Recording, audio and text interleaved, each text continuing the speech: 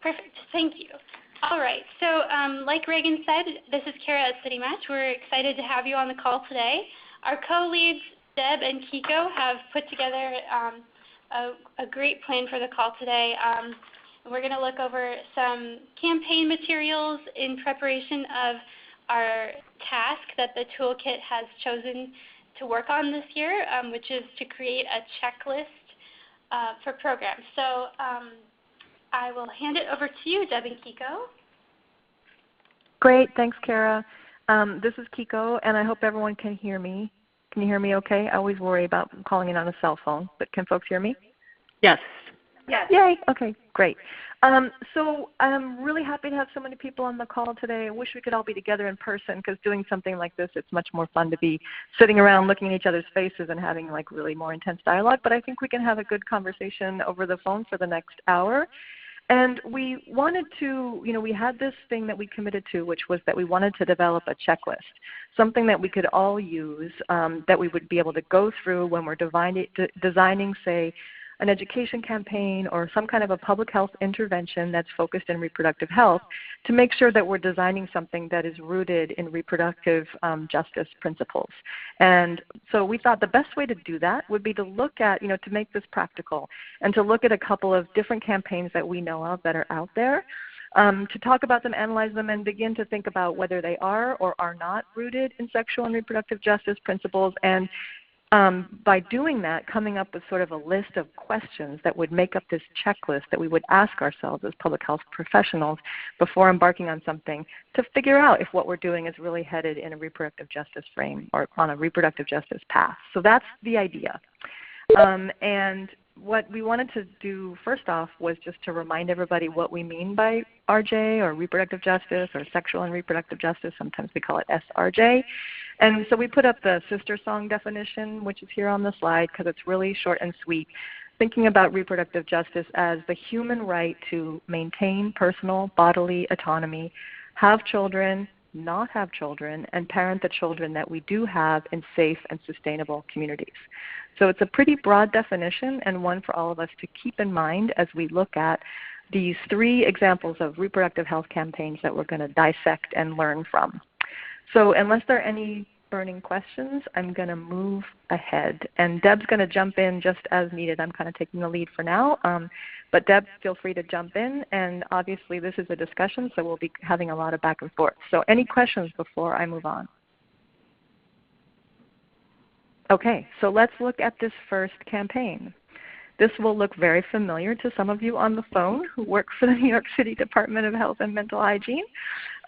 This is New York City's Maybe the IUD campaign that was, and Deb knows this much better than I do and can talk about it when we get to that point. But first I just want everyone to take a look at this campaign, read through it, and just kind of react to it for a second. Some of you may have, obviously some of you have seen this before, but I'm hoping that some of you on the phone have not seen it before, and this is the first time. So, and can everyone see the images and read the text? Okay, cool. Yes. Great. So take a few seconds just to look it over.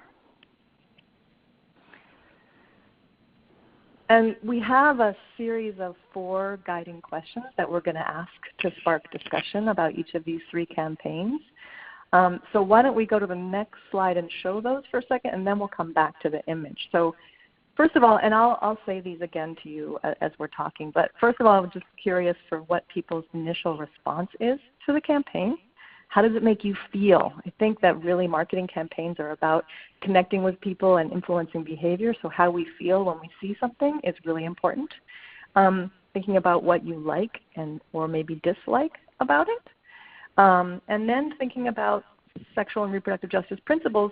How does this campaign embody or not embody these principles? And we'll try to be as specific as we can.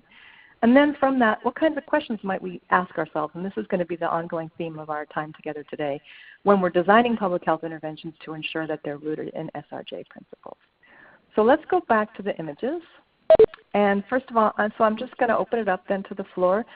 What's your initial response to this? How do you feel when you look at it?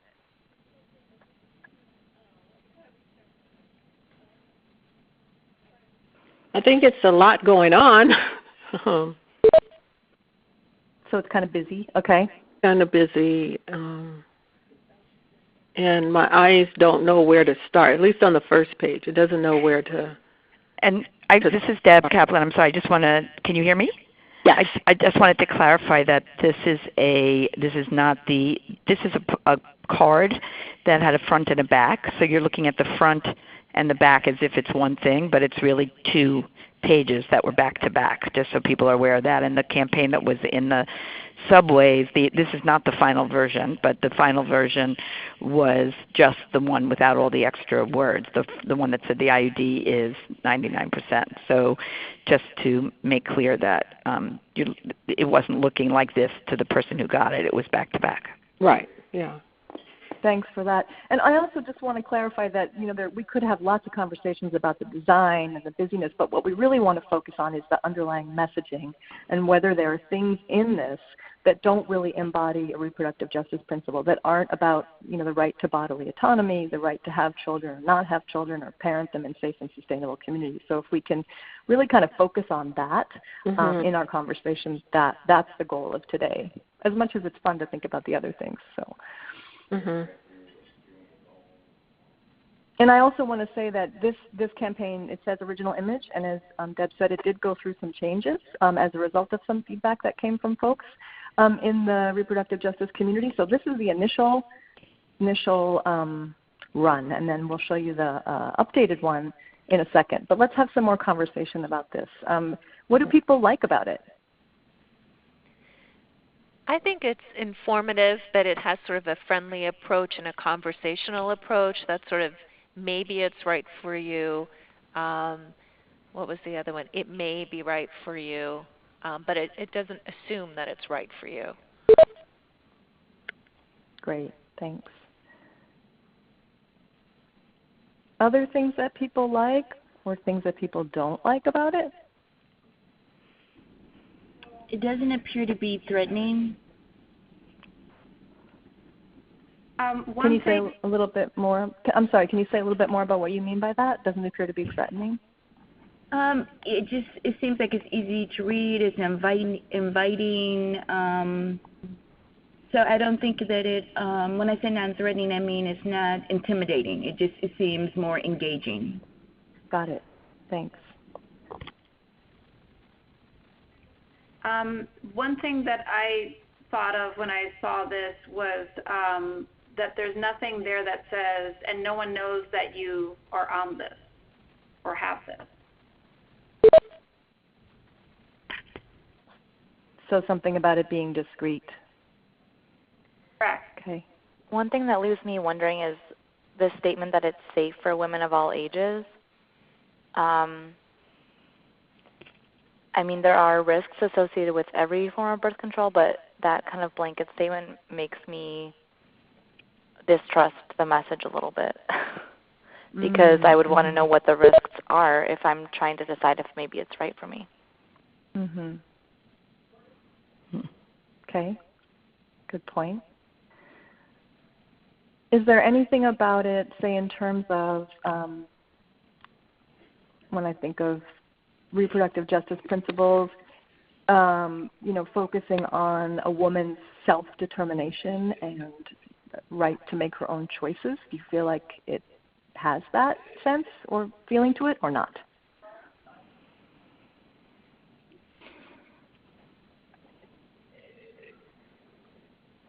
I do in the tone of it. It's not spelled out, but that would be a lot to spell out in a little card.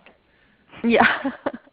And sometimes we are challenged by, limited space and needing to get lots of information across to people with few words, in something like a, subway ad. So I like the language around how reversible it is in terms of it can be removed. It doesn't affect your chances of having children. So it's not saying like you should get this and, prevent pregnancy indefinitely. It's leaving that option for if you do choose to have children, like that's a part of it as well. So, Deb, I'm going to ask you then to talk about some of the feedback that you got from your partners and how it resulted in the changes that you did end up making to the campaign. Sure. Well, one thing just in background is that this campaign was, and why I thought it was a good idea to have this be one of the examples, is what kind of led to us forming ultimately a community engagement, a sexual and reproductive justice community engagement group about 3 years ago.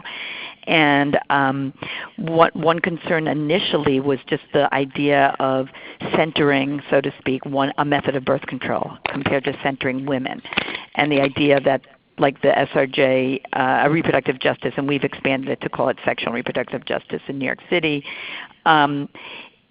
is about autonomy and making decisions about whether to prevent pregnancy, and if so, how.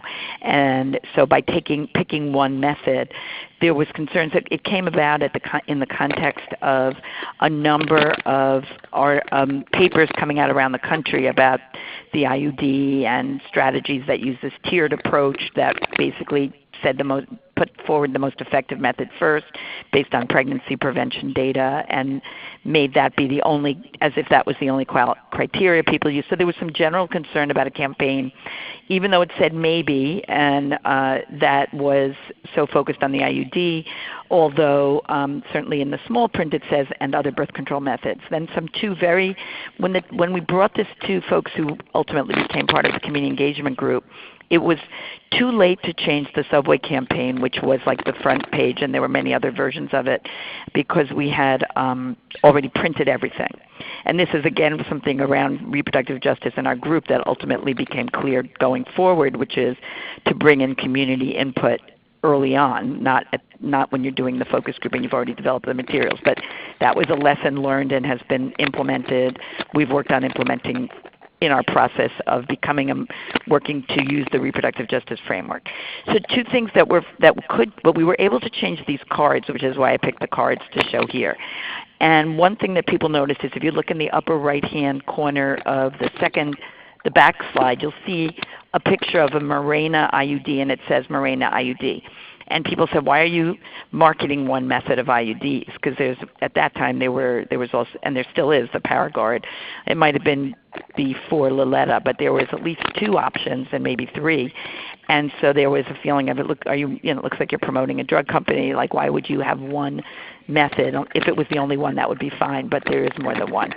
And the second thing that was brought up is that we didn't say anything about that IUDs do not prevent sexually transmitted infections and the need to use a condom.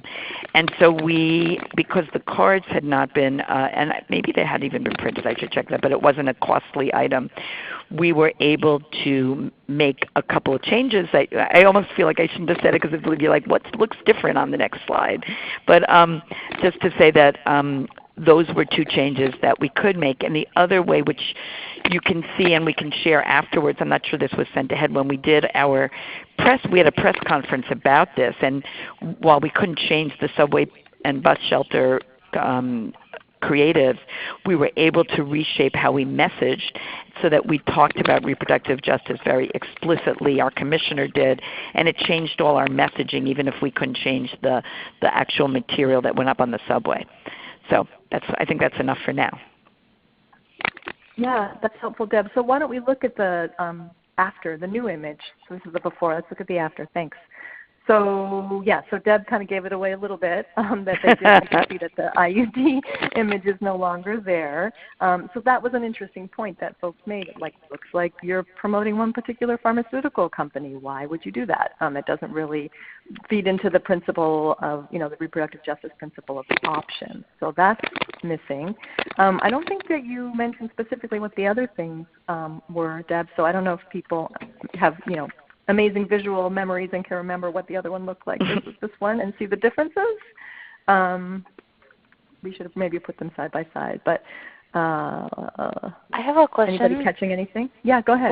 Well, you mentioned, Deb, that there were concerns about not mentioning preventing STIs. Mm-hmm. And sorry. There, I see it's at the bottom. It's a little blurry. Yeah, it's a little blurry. We did add that. Yes, good work. Good detective work. Yes, we added the IUD does not protect against STIs or HIV. Always use a condom. That was added, explicitly requested. Both those changes were explicitly brought up by community members who and we made those 2 changes. I don't think anything else was changed. I think there's one other thing which is under, maybe I'm wrong, but under search maybe the IUD at nyc.gov to learn more about the IUD and other great options. I don't think you had that in the original. Did you? Maybe you did. I think we did. And you could go back quickly and look. Can we go back for a sec? Other birth control methods. But we didn't say, we added the word other great methods. You're right, we changed the wording. I forgot about that. To make it clear that there are other great methods, not, yeah. Let's go back to the final version. The other big change I see is that you say very specifically is safe for most women and teens. Oh, thank you. I was about to thank you for catching that. That that exact point that someone made when they brought up the earlier that it's saying it's safe for women of all ages, and they made the community participants did bring up that we did not, that wasn't always true, and there are risks, and we changed it based on that feedback. I mean, I think one thing this shows, in addition to the importance of having input that we ourselves didn't think of, is how it really made the message better and had much more of an RJ reproductive justice approach, even with some of the concerns people still had. So what I'm taking from this is that there are many things, both in the original and the new campaign, that do embody reproductive justice principles. I think what folks have pointed out about maybe the IUD. So it doesn't make assumptions. It's opening. It's saying, hey, here's something we want to sort of offer you, but we're not assuming that it might be right. You also made additional changes that really underscored the issue of options. And I think the wording about IUD and other great options is important. We did send ahead some articles. I don't know if folks got a chance to read them, but there was one about LARC and in general about how we tend to, when we talk about birth control, lead with this whole effectiveness argument. Let's talk about the most effective ones first, because we want to prevent pregnancy. That's what's most important.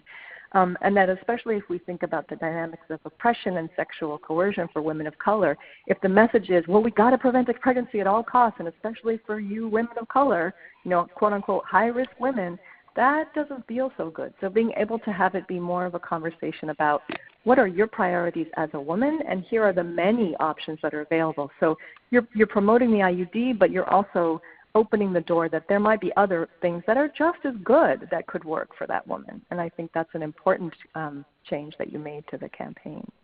Mm-hmm. Other things that people want to point out?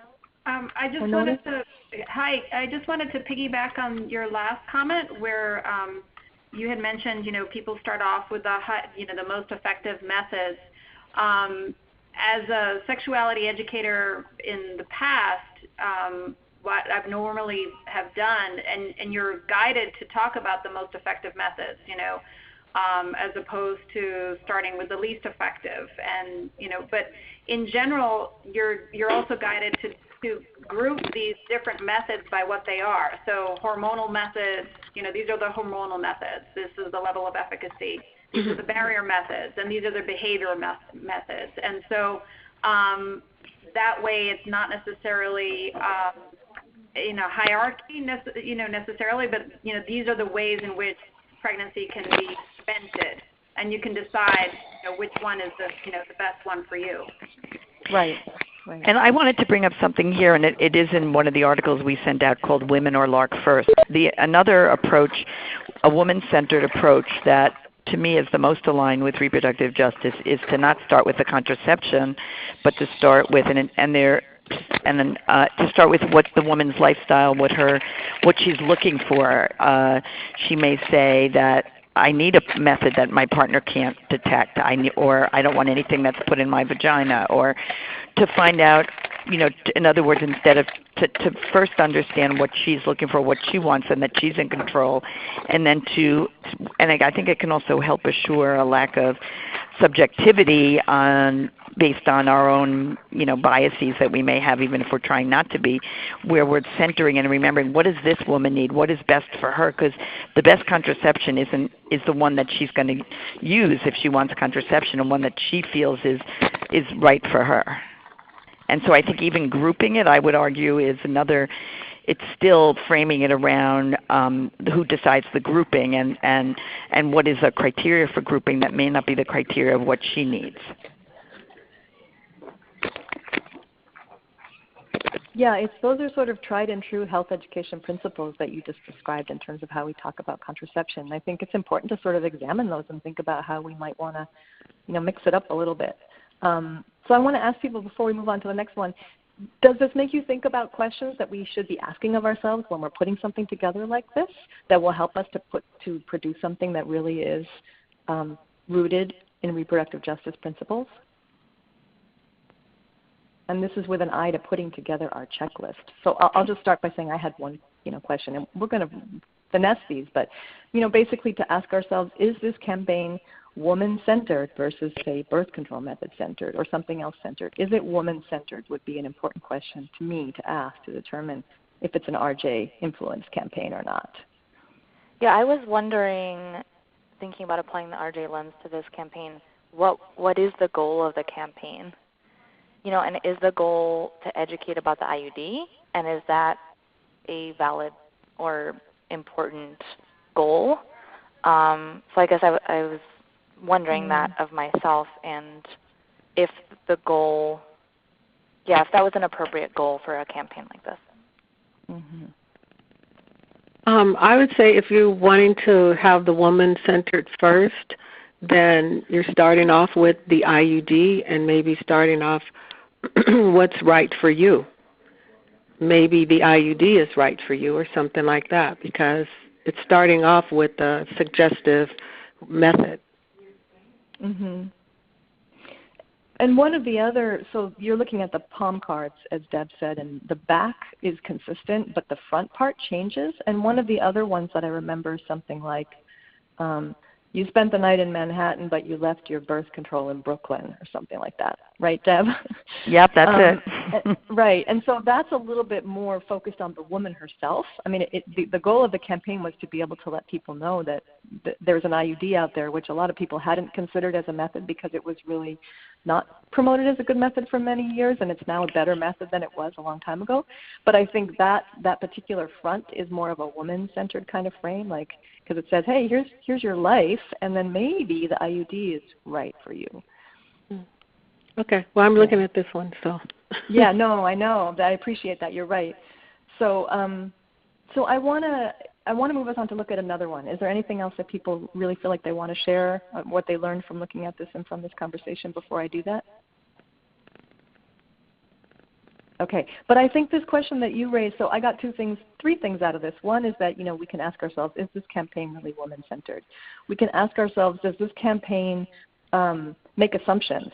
And somebody said really early on, this doesn't assume, and that's a nice thing. I think it's important within RJ principles to recognize that we don't make assumptions about people, whether they should or shouldn't have children, that's up to that woman. So that's a question that we'd want to ask.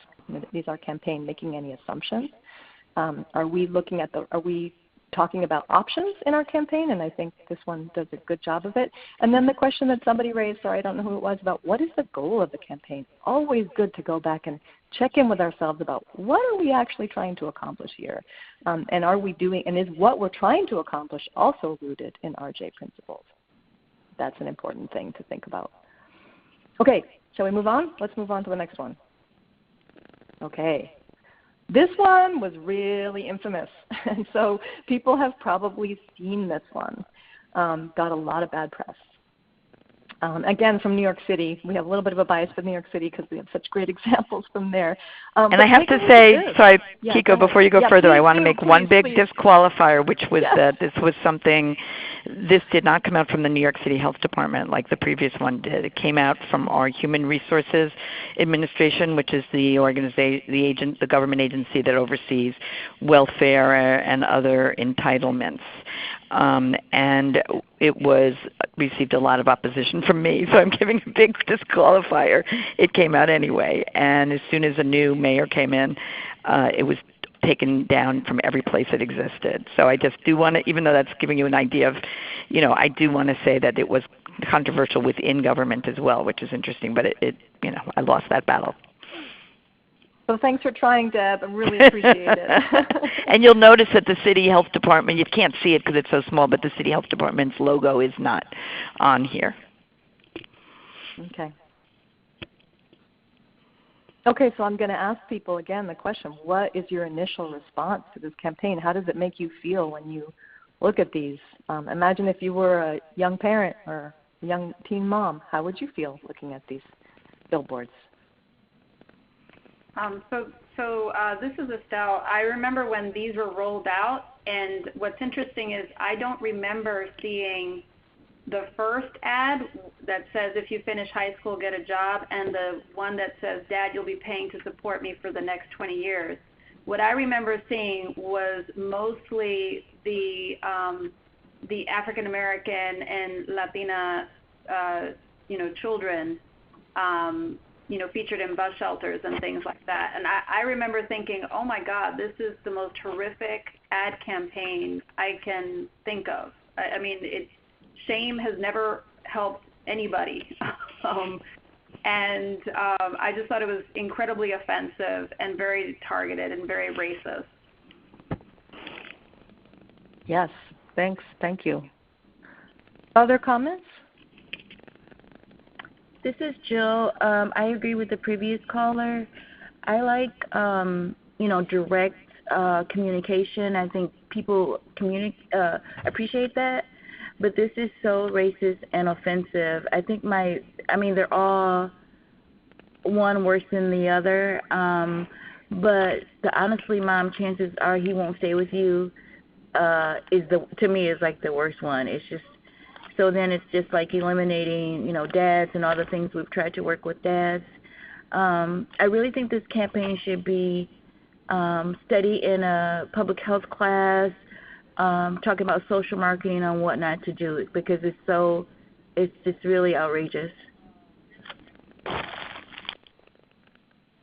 Agreed. And I think the comment that you made, the first person, I'm sorry, who forgot who you were, but about how you saw the images with the African American and the Latino kids much more around town than the others is not, by accident. So the comments that you're making are really, really well taken. And I think I also agree with you that honestly, Mom, chances are he won't stay with you. What happens to me, it's all the blame is on the mom. There's no addressing, really Dad, you'll be paying to support me for the next 20 years, but it's not about, thinking about the reality of these young parents' lives and what might have been the circumstances that contributed to them getting pregnant.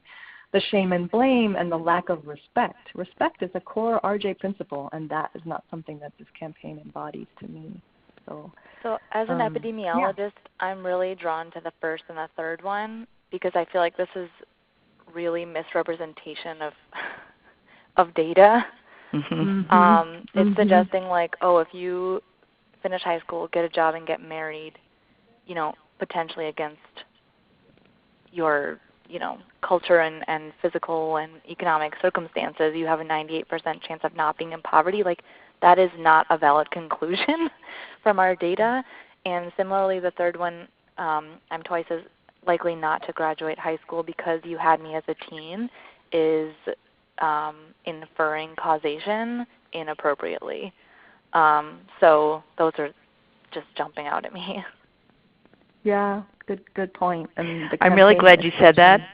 This is Deb, and I just wanted to say that one of the things we argued, we actually in New York City, we were looking at, there's a lot of data about the consequences of teen pregnancy, and it's still out there.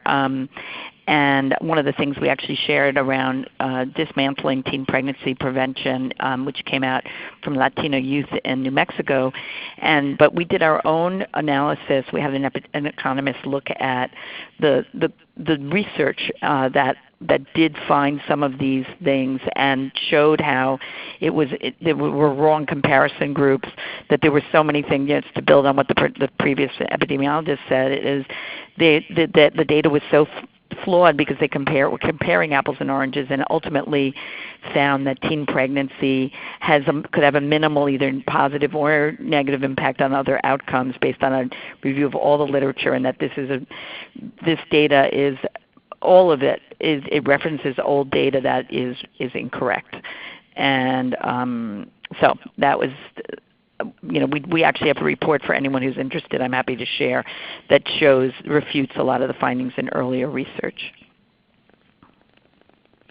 Yeah, thanks, Deb. We also did send out an article about from the Young Women United in New Mexico that really talks about just the whole issue of teen pregnancy in general and reframing teen moms as young parents and putting a much more of an RJ positive sort of perspective to the issue, which is really relevant to this campaign as well. And I think what you said as an epidemiologist about the data being really misrepresented is so true. I mean, essentially this campaign blames young parents for the consequences of systemic inequities, poverty. It's blaming young people for the fact that they live in poverty because of how our society has failed them. And it's just backwards. So it's an important thing that you brought up. Other things that people are thinking about, what about other reproductive justice principles that this campaign sort of violates that might help us to think about things we want to put in our checklist to make sure we don't? I mean, this is a pretty egregious example, but that we don't, develop something that doesn't embody respect.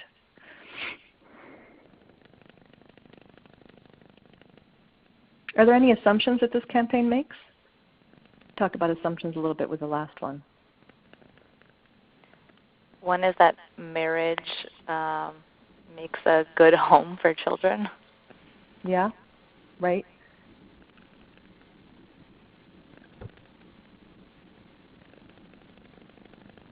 I think it's also based on a predetermination that adolescence is not an appropriate time for childbearing. And I think we do a lot of work around teen pregnancy prevention, but as this report that we sent out shows, that's something we should really think about and question a little bit more to make sure that we're thinking about those women and what their choices are. I mean, that's what reproductive justice is about, is supporting women to make the choices that are right for them without injecting our own assumptions about what we think is right for them. And this campaign certainly does that.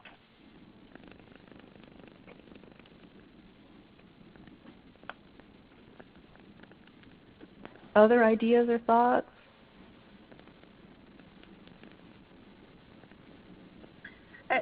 I think, like somebody had said before, it's very blaming and shaming, and it assumes that the father won't be around, or if he is around, the only thing he's concerned about is child support.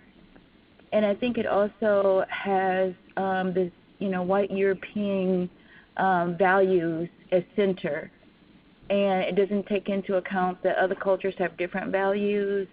And that, for some of us, the, communities with high incarceration rates, the likelihood of having a lifelong partner, especially if you, start at 15 or 16, is very minimal. Or some communities that it's a part of their culture. They get married or live together as teens, and they, both families are involved. Exactly. Thank you for raising that. It's really important. Yeah, I appreciate you saying that. Yeah. And to build on that, this piece of, are you ready to raise a child by yourself? Yeah. I don't know. It's like very American, Western, white, in that it's like isolating and implying that, when you have a child, you're alone if you don't have a partner, as opposed to having the support of your community and family. Yes, really good point also. So then some kind of question in our checklist about values and what kind of, does our campaign, speak to different cultural values? Are we being open-minded in our design of something? I also think that this is an othering campaign. This is about, those people who are doing these bad things that are costing the city or whatever so much money. It's just so, how is that a positive message to make people feel like we want to provide a good environment for folks to have kids in? It's very stigmatizing and shame and blame, as somebody else said, so yucky. Okay, anything else about this? Any other things Reproductive justice issues that you think you want to raise? Shall we move on to the last one? Yes. Right. Okie dokie. So this one was a March of Dimes campaign. I actually don't know where it ran, but I remember seeing it, I think, in Marin County here in California. So Mr. Period, don't drink, period. And then in Spanish, quien cree que espera un bebé, no bebe. And then the fine print, if we can go to the next slide because it's hard to read it on this, says, if there's a chance you're pregnant, even a few drinks could harm your baby. Si resulta que estás embarazada, unos simples tragos pueden dañar a tu bebé. So, you want to go back to the image? There we go. What do people think about this one? Take a few minutes.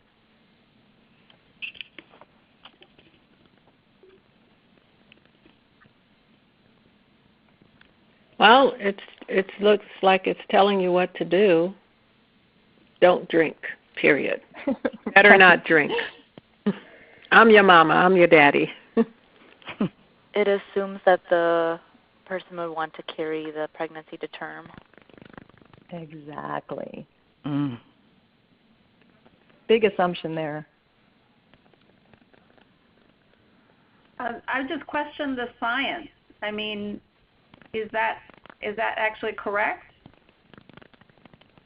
I mean, so many conceptions have started, New Year's Eve. I had a glass of champagne, and then you find out you're pregnant. I'm wondering if the science is even true. Yeah. Is there anybody on the phone who feels qualified to answer that question? Like maybe our epidemiologist? Putting you on the spot there. Yeah, hi, sure. I'm certainly not an authority on this subject, but the weight of the literature says that a few drinks probably will not have an effect on the baby. And, even people who are heavy drinkers still often have completely healthy babies. That's not to say it's advisable, but it is to say that the body is pretty good at taking care of a fetus.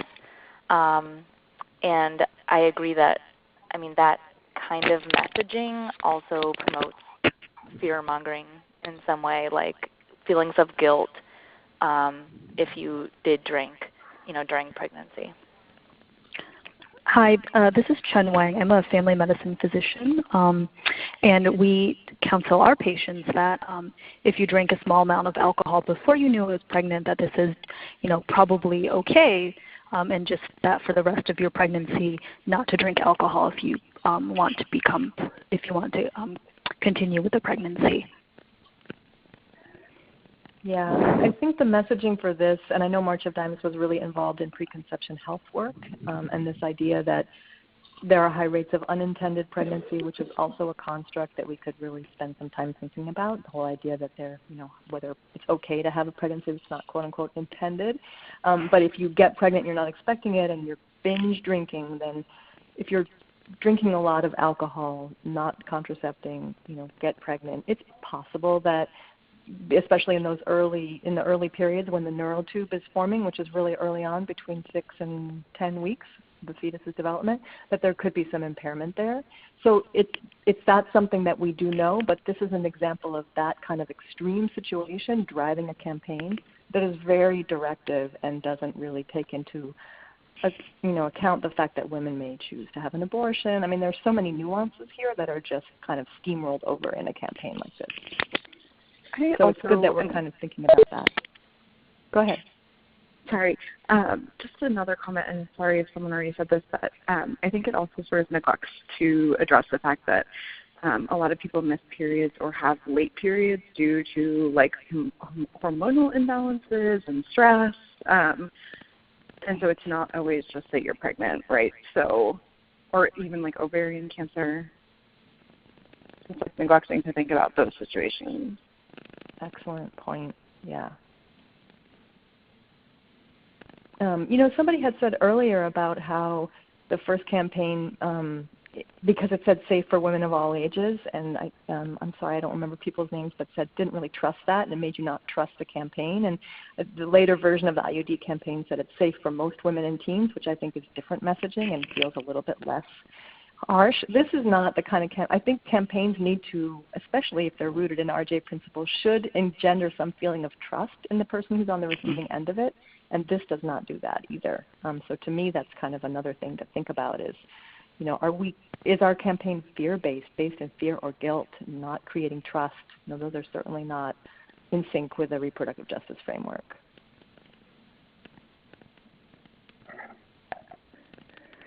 Can I just add? I think also similar to what people were talking about earlier. I think it's really important to think about what is your goal with your campaign, right? Like this, because in a similar way, it's not woman-centric to some of this other work. You're not. I mean, you're going to create feelings of guilt, but you're probably not going to create any behavior change from this, right? Like this isn't going to help your cause. You're just kind of putting people in a box, and then when your message is essentially, if you're not contracepting, you can get pregnant at any time.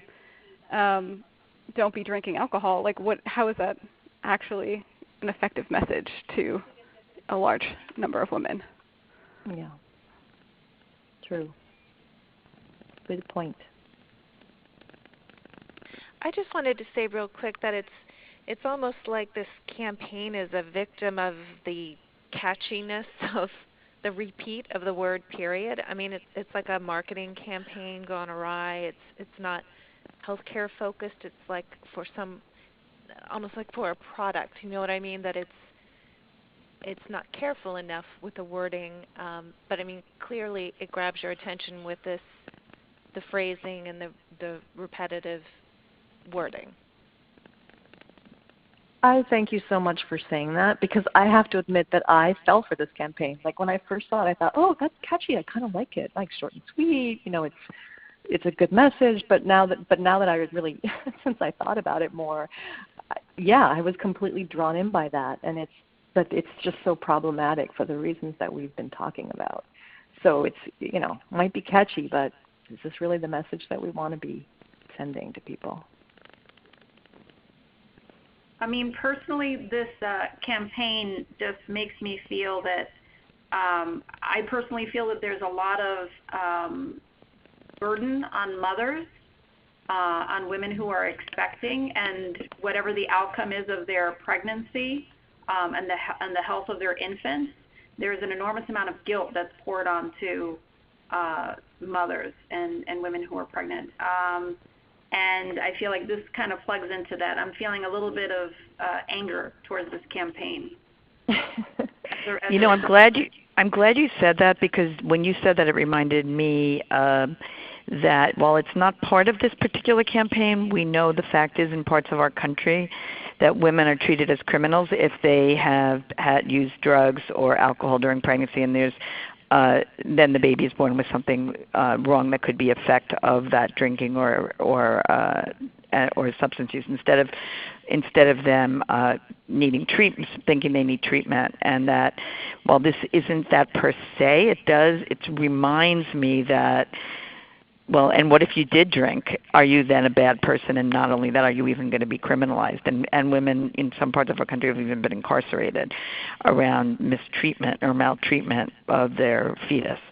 So around that. So it's something to think about in terms of where this could be going, even if it wasn't the unintended kind of sentiment, even if it wasn't what March of Dimes was thinking. There is that policy environment that some women are experiencing, particularly women of color who might have used substances during their pregnancy. Right, I agree. Yeah, that's a good point.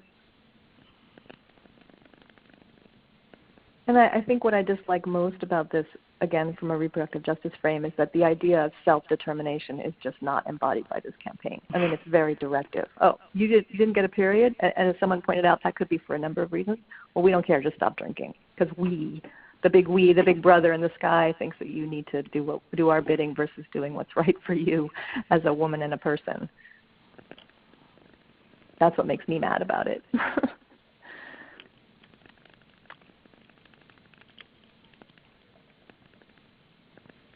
So we have just a few minutes left. I'm wondering if there are any other further comments or things people have learned that they want to share.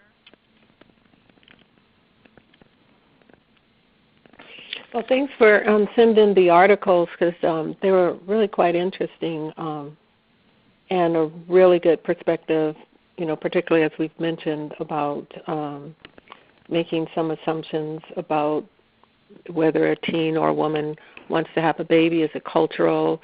And just recognizing that, and even with the larks, that, are we pushing larks because somebody in the sky thinks that that's the best way to go for women in poverty?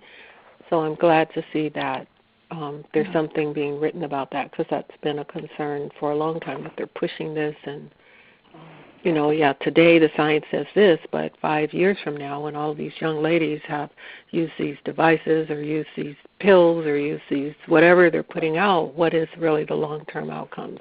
And it's great, could be great, but, we know science is not exact, and everyone's body is different and reacts differently, and we always have to keep that in mind as well. So I think I appreciate the articles that you sent. They were good. I'm glad you appreciated the articles. Thanks. So Kara and Reagan, do you have any thoughts? I know you've been listening, and I sort of asked you to maybe think about jotting down the main ideas that were coming out through the conversation. Is there anything that you want to reflect back to us about what you've heard? Okay, yeah, we can kind of reflect back what we've written down as the main questions that have emerged in today's discussion. So the things that we heard were questions to consider. Is this campaign woman-centered? What is the goal of this campaign? Is it a valid goal? Is it an appropriate goal? Does this campaign make assumptions?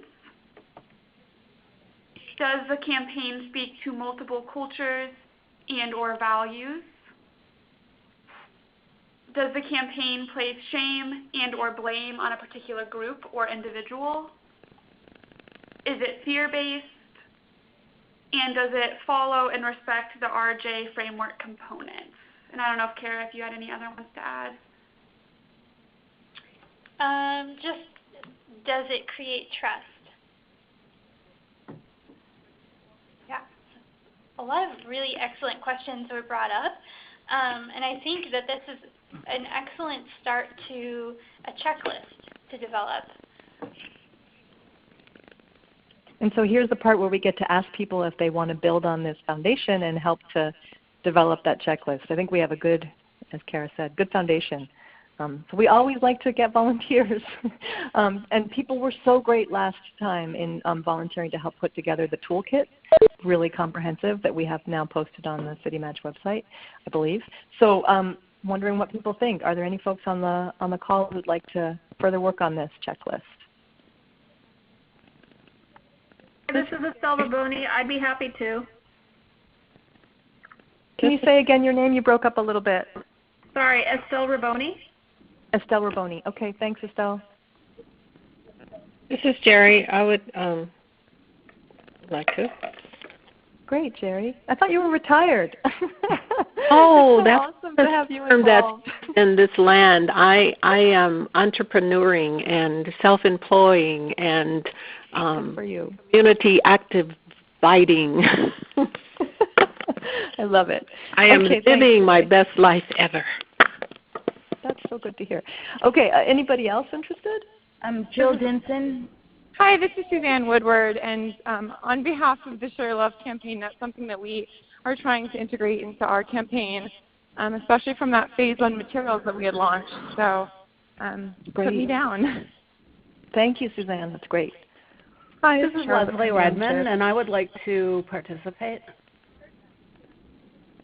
Okay, did you catch that name, Kara and Reagan? Because it broke up a little bit for me. Yes, Leslie. Yes, we got you. Yes. Thank you. Great. Thank you. And then Charlotte Cleveland from AmChip. I'm also happy to help. Charlotte, great, thanks. Reagan, did you get my name, Jill Denson? Yes. Okay. we have Estelle, Jerry, Jill, Suzanne, Leslie, and Charlotte. Was there someone else after Charlotte?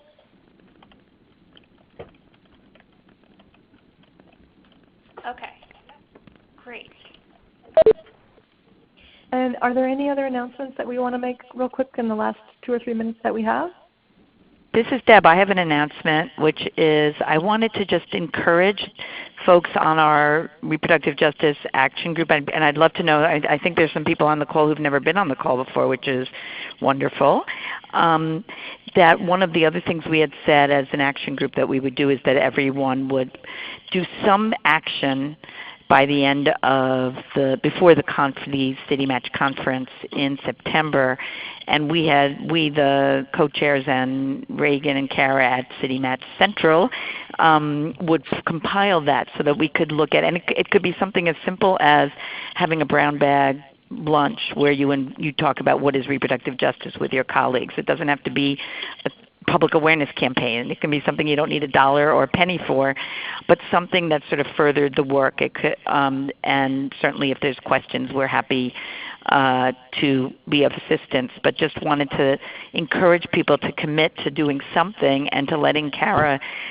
know at City Match what that will be, and then we could put together a little compiled scrapbook, so to speak, of what we've done this year that we've never done, and to just take, if you haven't done anything before, that's fine, and there's guidance in our toolkit, which I think is on the lines to help you on that. So I just wanted to put a pitch in for everyone committing to do something, and nothing is too small. Thank you, Deb. Thanks, Deb. This is Reagan at City Match, and Kara and I wanted to make a small plug. We have our Well Women, Well Communities application that's out. So if you know of a health department that may be interested in participating, or if you work at a health department that is interested in participating, you can reach out to Kara or myself for more information on that. As far as this checklist goes, Kara and I will make sure to type up notes from today's call, which will include the questions that have come up through discussion, and we'll make sure to get that list sent to the 6 individuals who have volunteered to help with that. That's wonderful. Thank you so much. Great. Okay, so I think we're about out of time. I really want to thank everyone for participating. It was a really good discussion and a great use of time, so thank you all, everyone, for being here. And we'll be in touch. Do we have another call scheduled, Kara and Reagan? Yes, so there'll be a call in, let's see, it's in June, the first Thursday of the month. Same Great. time. Perfect. Okay. All right. Thanks, everyone, and take care. Thank you. Thank you. Bye. Bye.